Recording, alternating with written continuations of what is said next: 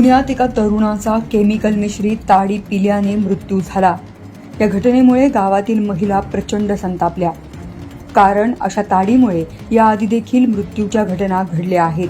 त्यामुळे संतापलेल्या महिलांनी जिथे अशा प्रकारची ताडी बनवली जाते तिथे जात तोडफोड केली। महिलांनी रस्त्यावर उतरत या विरोधात जोरदार घोषणाबाजी देखील केली। तसेच ताडी केंद्रावर मोर्चा नेत जोरदार घोषणाबाजी केली। महिलांचा संताप पाहून ताडी बनवणाऱ्यांची चांगलीच भंबेरी उडाली। पोलिसांनी अशा ताडी केंद्रावर कठोर कारवाई करावी अशी मागणी महिलांनी केली आहे। या घटनेचा व्हिडिओ आता सोशल मीडियावर व्हायरल होतोय। भोर तालुक्यातील अंगसुळे गावात केमिकल मिश्रित ताडी पिल्याने 24 वर्षीय विजय शेगडे या तरुणाचा मृत्यू झाल्याची धक्कादायक घटना घडली आहे। या घटनेने गावात एकच खळबळ उडाली, तसेच गावकऱ्यांमध्ये संतापाचं वातावरण आहे। विजय शेडगे असं मृत्यू झालेल्या तरुणाचं नाव आहे।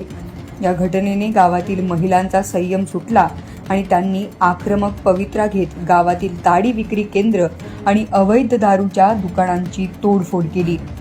अनेक तरुण अवैध ताडी आणि दारूच्या व्यसनाच्या आहारी गेले आहेत।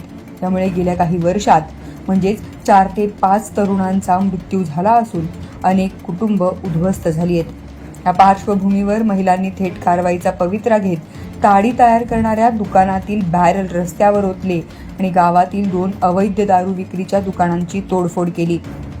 महिलांचा हा आक्रमक पवित्रा आणि तोडफोडीमुळे गावात तणावाचं वातावरण निर्माण झालं होतं। ग्रामस्थांचे म्हणणे आहे की पोलीस प्रशासनाने या अवैध धंद्यांकडे जाणीवपूर्वक दुर्लक्ष केले।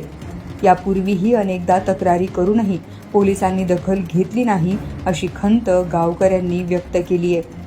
विजयच्या मृत्यूने गावकऱ्यांचा उद्रेक झाला असून ते आता कठोर कारवाईची मागणी करतायत। या घटनेनंतर पोलिसांनी तपास सुरू केला असला तरी अद्याप कोणतीही अटक झालेली नाही।